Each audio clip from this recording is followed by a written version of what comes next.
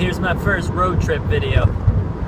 I got it set up, I got the camera set up on this little attachment, this little Uber driver attachment. So I'm just recording it from there. And this is the first day of my road trip across the country.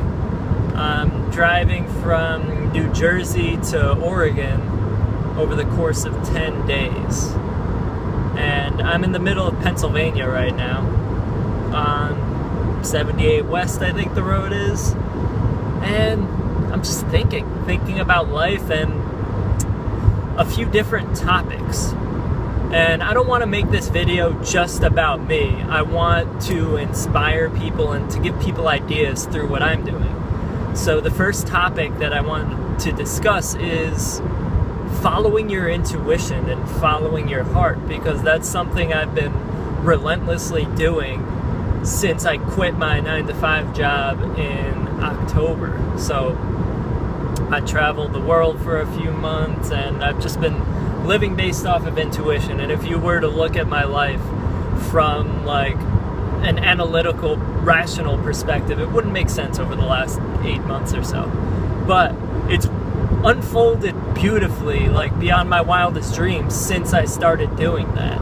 It's like that Martin Luther King quote, how you don't have to see the whole staircase to take the first step. So once you follow your intuition, follow your heart, you're going to be doing things that you might not be able to wrap your head around at first, and it might be fearful, but ultimately the path will unfold before you, and it unfolds magically and serendipitously. So with I'm moving to Portland, Oregon, and that unfolded like I wouldn't have ever predicted it, but I was just following the signs. Like while I was traveling, multiple people said that I would love the Pacific Northwest, specifically Portland, Oregon. So many people told me that. So that city just kept popping up for me, and I took heed to that. So I kept that in the back of my mind as like possible places to move to. And so I was keeping an eye out for a cool place to move, like somewhere in the US, but not necessarily the East Coast, because I've spent most of my time there. So I was keeping an eye out for there. And the cherry on top was one of my good friends from high school actually got a job in Portland. So that was basically, you know, the final decision. I was like, I have to do this. The signs were getting too blatant for me to ignore. So I pulled the trigger and did it. And here I am, I'm driving across country right now. So that's the first thing. Follow your intuition, because it's going to lead you to awesome places. It's like when the mind only sees the first step, the heart or the intuition, your intuition, whatever you want to call it, sees the bigger picture. So you have to learn to trust it. And the more you trust it, the stronger it gets, and you get more and more clear signs. So that's where I'm at right now.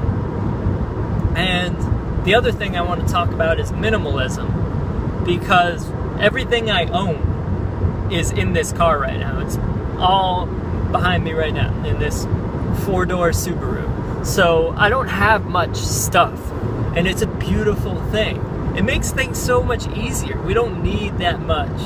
And especially when you're moving or traveling, that's when you really realize how little you do need. And it doesn't even take that much stuff to be happy. All I need is a few simple things. You know, a couple pairs of clothes, maybe my phone to share these kind of messages, my computer to write, a journal, some books. That's really all I need, and I'm good. So everything that I own fits in this car. And I'm grateful for that, because I was able to just pack over the last 2 days, taking my time, and I just throw it in here and I'm moving that way. I don't have any, like a complicated, complex scenario to move, to pick up and move. So explore minimalism, because we don't need as much stuff as we've been led to believe. Because in this culture, especially like the 80s and the 90s, if you grew up then, everyone was buying more stuff. Everyone would buy more toys, more electronics, and people were buying bigger and bigger houses, bigger and bigger cars, more expensive cars. It was completely based on the accumulation of stuff. And now because we went to that extreme, most people are realizing that you actually don't need that much stuff to be happy. We don't need that much stuff at all.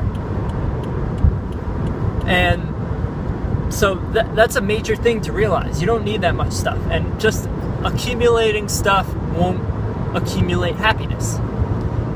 So, and it allows you to be more grateful for what you do have as well. So everything that I own, I deeply cherish and appreciate, and they all, like, everything serves value.